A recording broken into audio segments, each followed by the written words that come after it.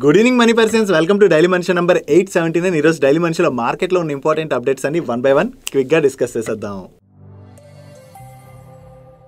ముందుగా market update చూసినట్లయితే ఈ రోజు సెషన్ లో సెన్సెక్స్ 147 పాయింట్స్ పెరిగి 81,053 పాయింట్స్ కి క్లోజ్ అయినట్లయితే నిఫ్టీ 41 పాయింట్స్ పెరిగి 24,811 పాయింట్స్ కి క్లోజ్ అయింది. అండ్ ఈ రోజు సెషన్ లో మిడ్ క్యాప్ ఇండెక్స్ 0.55% పెరిగినట్లయితే స్మాల్ క్యాప్ ఇండెక్స్ 0.36% పెరిగింది. అండ్ బ్యాంక్ నిఫ్టీ 0.59% పెరిగింది. అండ్ ఈ రోజు మన మార్కెట్ లో కొంత పాజిటివ్ మూమెంట్ కనపడింది. ఈవెన్ మన మార్కెట్ తో పాటు గ్లోబల్ మార్కెట్స్ లో కూడా కొంత పాజిటివ్ మూమెంట్ కనపడింది. దీనికి రీజన్ ఈ జూలై మంత్ ఫెడ్ మీటింగ్ జరిగింది కదా, ఈ మీటింగ్ మినిట్స్ రిలీజ్ అయ్యాయి. దీనిలోని most of the fed officials US లోని ఇన్ఫ్లేషన్ గనక ఇలాగే కంటిన్యూస్ గా తగ్గుతూ వస్తున్నట్లయితే ఈ సెప్టెంబర్ మంత్ ఫెడ్ మీటింగ్ జరగబోతుంది కదా, దీనిలోని రేట్ కట్ చేసేందుకు గాను ఫేవర్ గా ఉన్నట్టుగా కామెంట్ చేయడం జరిగింది. సో ఈ ఫెడ్ మీటింగ్ మినిట్స్ రిలీజ్ అయిన తర్వాత సెప్టెంబర్ లో రేట్ కట్ రిలేటెడ్ గా మార్కెట్ లోని హోప్స్ అయితే బాగా బిల్డ్ అయ్యాయి. దీంతోనే నిన్న నైట్ యుఎస్ మార్కెట్స్ కొంత పాజిటివ్ గా రియాక్ట్ అయ్యాయి. అండ్ ఈ రోజు సెషన్ లోని most of the global markets లోని కొంత పాజిటివ్ మొమెంటం కంటిన్యూ అయింది.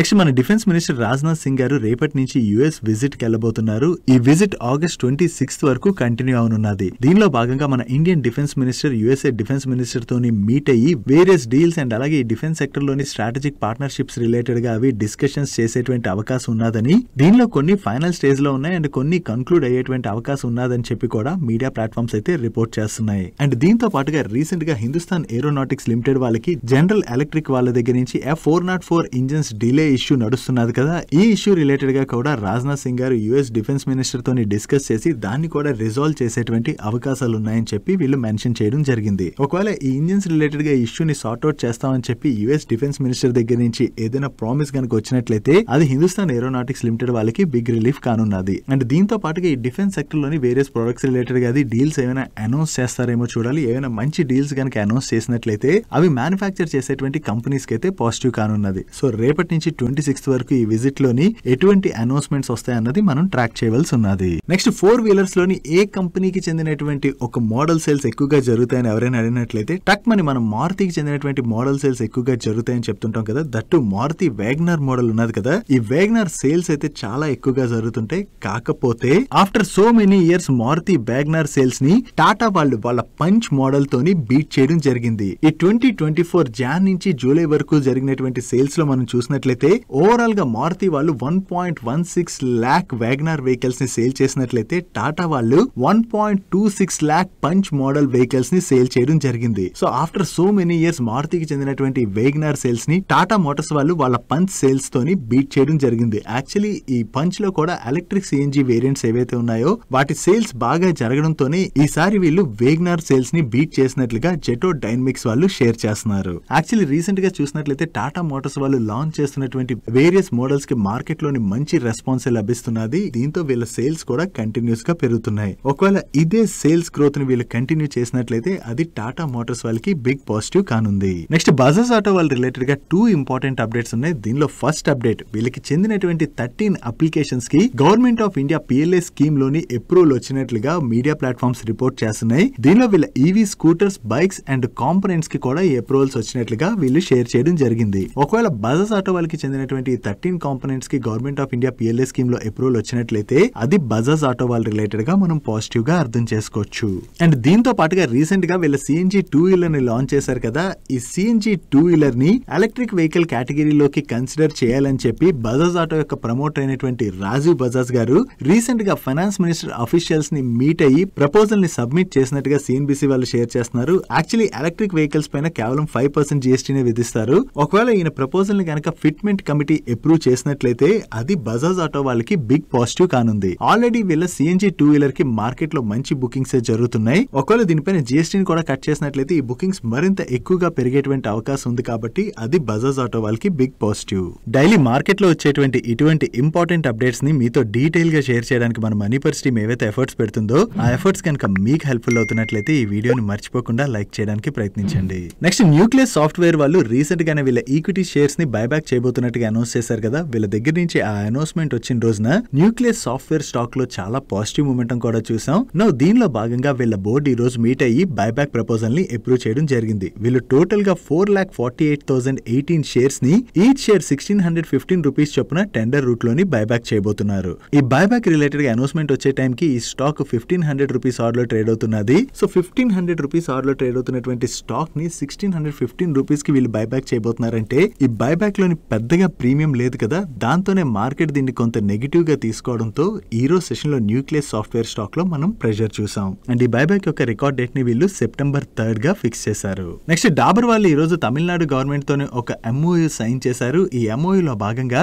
5 years పీరియడ్ లో వీళ్ళు తమిళనాడులో టోటల్ గా 400 crores ఇన్వెస్ట్ చేయనున్నారు. సో ఫేజ్ 1 లో భాగంగా ప్రెసెంట్ 135 crores ఇన్వెస్ట్ చేసి వీళ్ళు కన్స్యూమర్ గూడ్స్ మ్యానుఫ్యాక్చరింగ్ ప్లాంట్ ని తమిళనాడులో సెటప్ చేయబోతున్నట్టుగా ఈ రోజు అనౌన్స్ చేయడం జరిగింది. సో ఇలా వేరియస్ లొకేషన్స్ లోని వీళ్ళ మ్యానుఫ్యాక్చరింగ్ ప్లాంట్స్ ని సెటప్ చేయడం ద్వారా వీళ్ళ బిజినెస్ ని ఇండియా మొత్తంలోని ఎక్స్పాండ్ చేయడానికి వీళ్ళు ప్రయత్నిస్తున్నట్టుగా మనం అర్థం చేసుకోవచ్చు. వీళ్ళు తమిళనాడులో కొత్తగా ఈ మ్యానుఫ్యాక్చరింగ్ ప్లాంట్ సెటప్ చేస్తున్నారన్న అప్డేట్ తోనే ఈ రోజు సెషన్ లో డాబర్ స్టాక్ పాజిటివ్ గా రియాక్ట్ అయింది. నెక్స్ట్ ట్రాన్స్ఫార్మర్స్ అండ్ రెక్టిఫైయర్స్ వాళ్ళు టోటల్ గా $16.8 million వర్త్ ఎక్స్పోర్ట్ ఆర్డర్ ని విన్ అవడం జరిగింది. దీనిలో వీళ్ళకి $14 million worth order links and global వాళ్ళ దగ్గర నుంచి వచ్చింది. అండ్ ఈ ఆర్డర్ లో భాగంగా వీళ్ళు 18 number of 20 MVA track side traction transformers ని and 55 number of 7.5 MVA track side auto transformers ని సప్లై చేయబోతున్నారు. వీళ్ళకి కొత్తగా ఈ ఆర్డర్ వచ్చిందన్న అప్డేట్ తోనే ఈ రోజు సెషన్ లో transformers and rectifier stock positive గా రియాక్ట్ అయింది. నెక్స్ట్ ఎథర్ ఇండస్ట్రీస్ వాళ్ళు ఫ్రాన్స్ కి చెందిన సీక్వెన్స్ గ్రూప్ వాళ్ళ సబ్సిడరీ కంపెనీ అయినటువంటి కెమాక్సీ ఇంటర్నేషనల్ లిమిటెడ్ వాళ్ళతోని ఒక ఎక్స్క్లూజివ్ మ్యానుఫ్యాక్చరింగ్ అగ్రిమెంట్ లోకి ఎంటర్ అయ్యారు. ఈ అగ్రిమెంట్ లో భాగంగా ఈ కంపెనీ కోసం ఎథర్ ఇండస్ట్రీస్ వాళ్ళు నేచురల్ బయో బేస్డ్ ప్రొడక్ట్స్ ని మ్యానుఫ్యాక్చర్ చేసి సప్లై చేయనున్నారు. అండ్ ఈ కాంట్రాక్ట్ ఇనిషియల్ గా 3 years పీరియడ్ కి వీళ్ళు సైన్ చేయడం జరిగింది. అండ్ ప్రొడక్షన్ నెక్స్ట్ 10 months లోనే కమెన్స్ అవుతుందని పెర్ ఇయర్ 100+ MT వాల్యూమ్ తోని వీళ్ళు ప్రొడ్యూస్ చేసి సప్లై చేయబోతున్నట్టుగా షేర్ చేస్తున్నారు. అండ్ ఈ కాంట్రాక్ట్ ద్వారా వీళ్ళకి annually 1.1 billion euros revenue generate అవుతుందని చెప్పి వీళ్ళు ఎక్స్పెక్ట్ చేస్తున్నారు. సో వీళ్ళు కొత్తగా ఈ కాంట్రాక్ట్ విన్ అయ్యారన్న అప్డేట్ తోనే ఈ రోజు సెషన్ లో ఎథర్ ఇండస్ట్రీ స్టాక్ పాజిటివ్ గా రియాక్ట్ అయింది. నెక్స్ట్ జొమాటో అండ్ పేటిఎం వీళ్ళిద్దరు రిలేటెడ్ గా ఒక ఇంపార్టెంట్ అప్డేట్ ఉన్నది. జొమాటో వాళ్ళు పేటిఎం దగ్గర నుంచి వీళ్ళ ఎంటర్టైన్మెంట్ టికెటింగ్ బిజినెస్ ఏదైతే ఉన్నదో ఈ బిజినెస్ ని అక్వైర్ చేసేందుకు గాను share purchase and subscription agreement లోకి ఎంటర్ అవడం జరిగింది. ఓవరాల్ గా ఈ బిజినెస్ ని పేటిఎం దగ్గర నుంచి వీళ్ళు 2,048 crores కి అక్వైర్ చేయబోతున్నారు.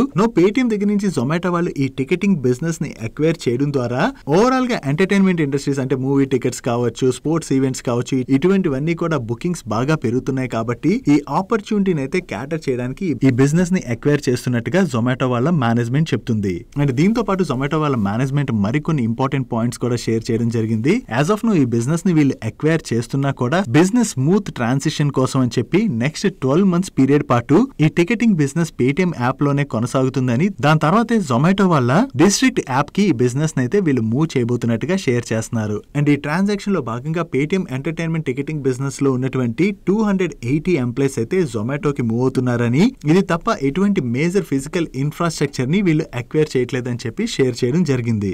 ఈ టికెటింగ్ బిజినెస్ ని వీళ్ళైతే అక్వైర్ చేస్తున్నారు. బట్ ఓవరాల్ గా ఈ టికెటింగ్ బిజినెస్ లో మనం చూసినట్లయితే ప్రెసెంట్ బుక్ మై షో వాళ్ళైతే లీడర్. సో పేటిఎం దగ్గర నుంచి ఈ బిజినెస్ ని జొమాటో వాళ్ళు అక్వైర్ చేసిన తర్వాత దీన్ని ఏ విధంగా వీళ్ళు గ్రో చేస్తారన్నది మనం చూడవలసి ఉన్నది. నెక్స్ట్ డిఫెన్స్ PSU కంపెనీ అయినటువంటి భారత్ ఎలక్ట్రానిక్స్ లిమిటెడ్ వాళ్ళకి వీళ్ళు లాస్ట్ టైం 12th July రోజున డిస్క్లోజర్ రిలీజ్ చేసిన దగ్గర నుంచి ఇప్పటి వరకు కొత్తగా 695 crores వర్త్ ఆర్డర్స్ వచ్చాయి. ఈ ఆర్డర్స్ లోని వీళ్ళకి major orders combat management systems, communication equipment తో పాటుగా అదర్ ప్రొడక్ట్స్ రిలేటెడ్ గా వచ్చినటువంటి ఆర్డర్స్. వీళ్ళకి కొత్తగా వచ్చినటువంటి ఈ ఆర్డర్స్ తో కలుపుకుని ఈ ఫైనాన్షియల్ ఇయర్ లోని వీళ్ళు టోటల్ గా 5,920 crores వర్త్ ఆర్డర్స్ ని విన్ అవడం జరిగింది. వీళ్ళకి కంటిన్యూస్ గా ఈ ఆర్డర్స్ వస్తుండడంతో వీళ్ళ ఆర్డర్ బుక్ కూడా స్ట్రాంగ్ గా గ్రో అవుతుంది. నెక్స్ట్ అదానీ గ్రూప్ కి చెందినటువంటి 2 స్టాక్స్ రిలేటెడ్ గా ఈ రోజు మీడియా ప్లాట్ఫామ్స్ దగ్గర నుంచి ఒక ఇంపార్టెంట్ అప్డేట్ వచ్చింది. దీనిలో ఒక కంపెనీ అదానీ పవర్ అయితే మరొక కంపెనీ అంబుజా సిమెంట్. ఈ 2 కంపెనీస్ లోని అదానీ గ్రూప్ యొక్క ప్రమోటర్స్ 5% వరకు స్టేక్ సెల్ చేయడానికి చూస్తున్నారని, దీనిలో భాగంగా ఈ అదానీ గ్రూప్ కంపెనీస్ లోని promoters 15,000 to 20,000 crores worth shares ని ఆఫర్ ఫర్ సేల్ ద్వారా గానీ లేదా బ్లాక్ డీల్స్ ద్వారా గానీ సెల్ చేసి దాని ద్వారా వచ్చినటువంటి అమౌంట్ ని వీళ్ళ డెట్ రీపే చేసి లెవరేజ్ తగ్గించుకోవడానికి చూస్తున్నట్లుగా CNBC వాళ్ళు షేర్ చేస్తున్నారు. బట్ ఇప్పటివరకు అదానీ గ్రూప్ కంపెనీస్ అయితే ఈ స్టేక్ సేల్ రిలేటెడ్ గా ఏం రెస్పాండ్ అవ్వలేదు. చూడాలి వీళ్ళ దగ్గర నుంచి ఏదైనా రెస్పాన్స్ వస్తుందేమో. Next Paras defence and space technologies limited వాళ్ళ రిలేటెడ్ గా 2 అప్డేట్స్ ఉన్నాయి. దీనిలో ఫస్ట్ అప్డేట్ మీకు ఇక్కడ స్క్రీన్ మీకు కనపడుతున్నటువంటి వీళ్ళకి చెందినటువంటి 7 7 ఐటమ్స్ ని మ్యానుఫ్యాక్చర్ చేసుకునేందుకు గాను ministry of commerce and industry వాళ్ళ దగ్గర నుంచి వీళ్ళకి ఇండస్ట్రియల్ లైసెన్స్ వచ్చినట్టుగా వీళ్ళు షేర్ చేస్తున్నారు. అండ్ ఈ ఐటమ్స్ ని వీళ్ళు మహారాష్ట్ర నవీ ముంబై ఇండస్ట్రియల్ ఏరియాలోని మ్యానుఫ్యాక్చర్ చేయబోతున్నారు. అండ్ దీంతో పాటుగా ఈ పారస్ డిఫెన్స్ వాళ్ళ బోర్డు ఈ ఆగస్టు 27th రోజున మీట్ అయ్యి వేరియస్ రూట్స్ లోని ఫండ్ రైజ్ ప్రపోజల్ ని కన్సిడర్ చేయబోతున్నట్టుగా ఈ రోజు అనౌన్స్ చేయడం జరిగింది. ఈ ఫండ్ రైజ్ ఏదైతే చేయబోతున్నారో దాని కంపెనీ యొక్క ఫ్యూచర్ గ్రోత్ రిలేటెడ్ గా వీళ్ళు యూజ్ చేసేటువంటి అవకాశం ఉన్నది. వీళ్ళ దగ్గర నుంచి 2 అప్డేట్స్ రావడంతోనే ఈ రోజు సెషన్ లో పారస్ డిఫెన్స్ స్టాక్ పాజిటివ్ గా రియాక్ట్ అయింది. నెక్స్ట్ వండర్ ఎలక్ట్రికల్స్ లిమిటెడ్ వాళ్ళ బోర్డు ఈ రోజు మీట్ అయ్యి ఫేస్ వాల్యూ 10 గా ఉన్న వీళ్ళ స్టాక్ ని ఫేస్ వాల్యూ 1 కి స్ప్లిట్ చేయడానికి అప్రూవ్ చేయడం జరిగింది. అంటే రికార్డ్ డేట్ నాటికి ఎవరి దగ్గర అయితే ఈ వండర్ ఎలక్ట్రికల్స్ లిమిటెడ్ యొక్క 1 స్టాక్ ఉంటుందో అవి 10 స్టాక్స్ గా మారబోతున్నాయి. ఇక్కడ మార్కెట్ లో కొత్తగా వచ్చిన వాళ్ళు 1 స్టాక్ 10 స్టాక్స్ గా మారడం అంటే మనకి ఫ్రీగా అడిషనల్ షేర్స్ వస్తున్నాయి అనుకుంటారు. అలా ఏం కాదు. వీళ్ళు ఏ రేషియోలో అయితే ఈ స్టాక్ స్ప్లిట్ చేయబోతున్నారో అదే రేషియోలోని ఈ స్టాక్ ప్రైస్ కూడా అడ్జస్ట్ అయిపోతుంది. నెక్స్ట్ ఈ క్యాలెండర్ ఇయర్ ఫస్ట్ హాఫ్ తో పోలిస్తే సెకండ్ హాఫ్ లోని ఫ్రెషర్స్ హైరింగ్ బాగా జరిగేటువంటి అవకాశం ఉన్నదని చెప్పి ఎంప్లాయ్మెంట్ సర్వీసెస్ ప్రొవైడ్ చేసేటువంటి టీమ్ లీస్ వాళ్ళు ఒక రిపోర్ట్ ని రిలీజ్ చేశారు. Actually calendar year second half లోని 72% of the Indian companies freshers ని హైర్ చేసేటువంటి అవకాశం ఉన్నదని, దీనిలో మనం ఎక్కువగా చూసినట్లయితే e commerce and technology startup companies ఏవైతే ఉంటాయో వాటిలోని 61% ఆఫ్ ది కంపెనీస్ ఈ ఫ్రెషర్స్ ని హైర్ చేయబోతున్నట్లయితే ఇంజనీరింగ్ అండ్ ఇన్ఫ్రాస్ట్రక్చర్ సెక్టర్ లోని 59% of the companies freshers hiring చేయొచ్చని, అండ్ రీటైల్ కేటగిరీలో కూడా 54% ఆఫ్ ది కంపెనీస్ ఫ్రెషర్స్ ని ఈ క్యాలెండర్ ఇయర్ సెకండ్ హాఫ్ లో హైర్ చేసే అవకాశాలు కనిపిస్తున్నాయని చెప్పి వీళ్ళు షేర్ చేస్తున్నారు. అదే జియోగ్రఫీ వైజ్ మనం చూసినట్లయితే బెంగళూరులోని 74% ఆఫ్ ది ఫ్రెషర్స్ హైరింగ్ జరగచ్చని, బెంగళూరు తర్వాత ముంబైలోని 60% అండ్ చెన్నైలోని 54% జరిగేటువంటి అవకాశాలు ఉన్నాయని చెప్పి వీళ్ళు షేర్ చేయడం జరిగింది. సో ఎవరైతే రీసెంట్ గా కాలేజ్ నుంచి గ్రాడ్యుయేట్స్ రిలీజ్ అయ్యి ఉంటారో వాళ్ళకైతే ఈ క్యాలెండర్ ఇయర్ సెకండ్ హాఫ్ లోని కొంచెం మంచి హైరింగ్ ఛాన్సెస్ కనిపిస్తున్నాయి. దట్టు టెక్నాలజీ సైడ్ కంపెనీస్ లో వర్క్ చేయడానికి చాలా మంది ఎక్కువగా ఇంట్రెస్ట్ చూపెడుతుంటారు కదా, అండ్ ఈ కంపెనీస్ లోని చాలా ఎక్కువ కంపెనీస్ ఈసారి హైరింగ్ చేసేటువంటి అవకాశాలు కనిపిస్తున్నాయి. సో ఇది అన్ని సెక్టర్స్ లోని జాబ్స్ కోసం చూస్తున్నటువంటి ఫ్రెషర్స్ రిలేటెడ్ గా మనం పాజిటివ్ గా అర్థం చేసుకోవచ్చు. నెక్స్ట్ జనరల్లీ ఫారిన్ ఇన్వెస్టర్స్ కొన్ని సెక్టర్స్ లోని ఎక్కువగా ఇన్వెస్ట్ చేస్తుంటే కొన్ని సెక్టర్స్ లోని ఎక్కువగా సెల్ చేస్తూ ఉంటారు కదా, అండ్ ఈ ఆగస్ట్ మంత్ లోని ఫస్ట్ హాఫ్ అంటే ఆగస్ట్ 1st నుంచి ఆగస్ట్ 15th వరకు మనం చూసినట్లయితే ఎఫ్పిఎస్ మన ఇండియన్ మార్కెట్ లోని 28,642 crores వర్త్ షేర్స్ ని సెల్ చేయడం జరిగింది. దీనిలో వీళ్ళు ఎక్కువగా ఫైనాన్షియల్ సర్వీసెస్ కంపెనీస్ యొక్క షేర్స్ ని సెల్ చేశారు. ఓవరాల్ గా ఫైనాన్షియల్ సర్వీస్ సెక్టర్ లోని వీళ్ళు 14,790 crores వర్త్ షేర్స్ ని సెల్ చేయడం జరిగింది. దీనికి అనలిస్టులు ఏం షేర్ చేస్తున్నారంటే ఒకటి కొన్ని బ్యాంక్స్ కి మర్జర్ రిలేటెడ్ ఇష్యూస్ ఉండడం, అండ్ దీంతో పాటుగా కొన్ని బ్యాంక్స్ రిలేటెడ్ గా బెంచ్ మార్క్ వెయిట్ చేంజెస్ ఇటువంటివి ఏవైతే ఉన్నాయో వాటితోనే కొంతవరకు ఎఫ్పిఎస్ సెల్ చేసి ఉండొచ్చు అని చెప్పి వీళ్ళు షేర్ చేస్తున్నారు. జనరల్లీ ఎఫ్పిఎస్ దగ్గర నుంచి అయితే సెక్టోరియల్ రొటేషన్ చాలా సార్లు కనిపిస్తూ వస్తుంది. సో వీళ్ళు సెల్ చేస్తున్నారంటే ఈ సెక్టర్ లో ఉండేటువంటి అన్ని కంపెనీస్ బ్యాడ్ కంపెనీస్ అని కాదు, మైట్ బి ఈ సెక్టర్ లో వీళ్ళు కొంత ప్రాఫిట్ బుకింగ్ చేసుకుని అదర్ సెక్టర్ లో ఏదైనా ఆపర్చునిటీ కనపడుతుంది అనుకోండి వాటిలో ఇన్వెస్ట్ చేసేటువంటి అవకాశాలు అవి ఉంటాయి కదా. సో ఇటువంటి వేరియస్ రీజన్స్ తోనే వీళ్ళైతే సెల్ చేస్తూ ఉంటారు. నెక్స్ట్ ఈ రోజు సెషన్ లో శ్యామ్ మెటాలిక్ స్టాక్ 6% పైనే పెరిగింది కదా. దీనికి reason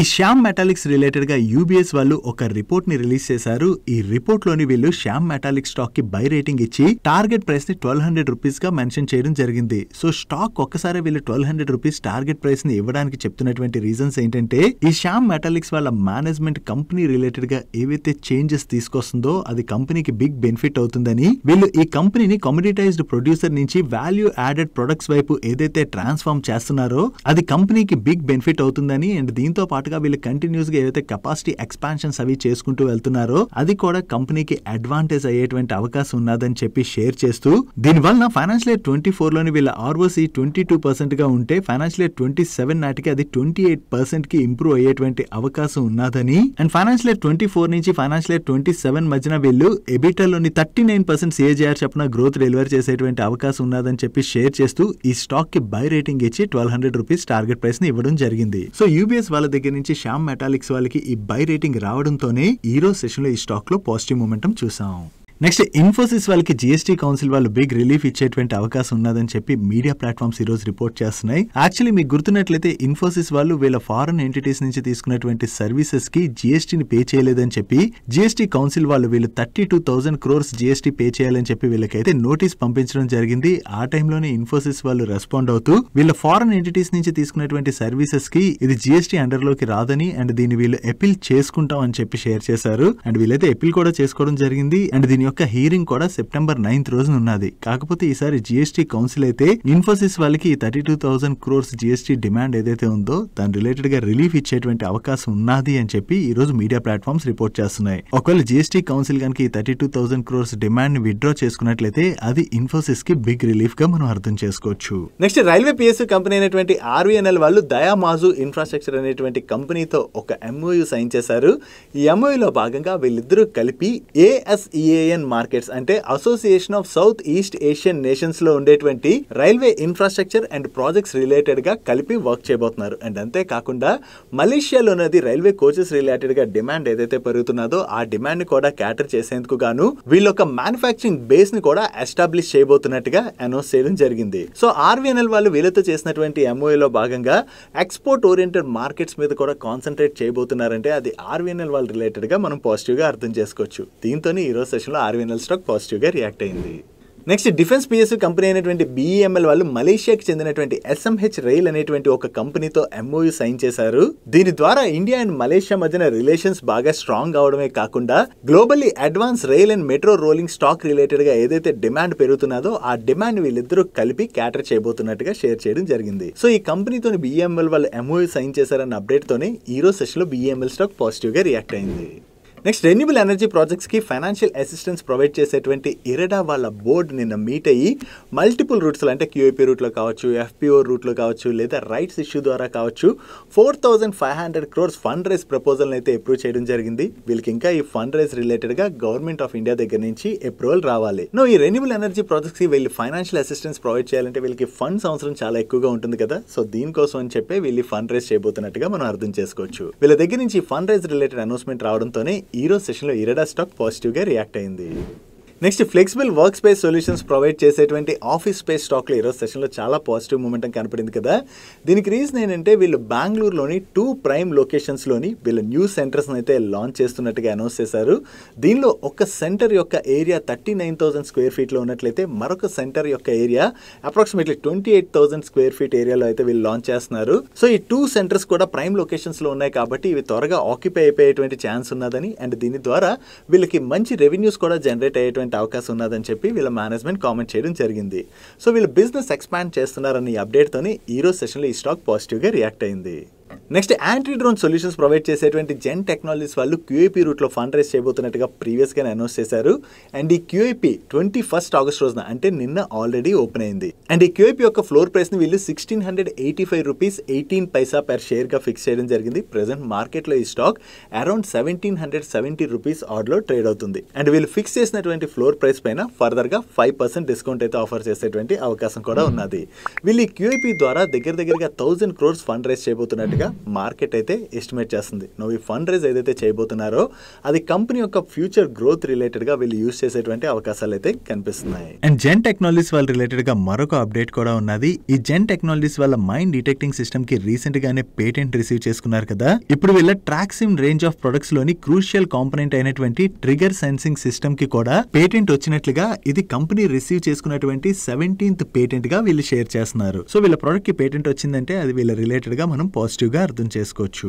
that's it for today's daily మనిషి. ఈ రోజు డైలీ మనిషిలో మేము షేర్ చేసిన ఇన్ఫర్మేషన్ మీకు నచ్చినట్లయితే ఈ వీడియోని లైక్ చేయండి అండ్ ఈ video me friends and family members helpful అవుతుంటే ఈ వీడియోని వాళ్ళకి షేర్ చేయండి. అండ్ మీరు ఇదే ఫస్ట్ టైం మన మనీ పర్ ఛానల్కి వచ్చి ఛానల్ ఇంకా సబ్స్క్రైబ్ చేయలేనట్లయితే ఇక్కడ ఉన్న ఛానల్ లోగో మీద క్లిక్ చేసి ఛానల్ సబ్స్క్రైబ్ చేసుకుంటూ పక్కన ఉన్న బెల్ ఐకాన్లోని ఆల్ నోటిఫికేషన్స్ యాక్టివేట్ చేసుకోండి. నేను చంద్రశేఖర్ పత్రి మరొక ఇంట్రెస్టింగ్ వీడియోతో కలుద్దాం. Good night.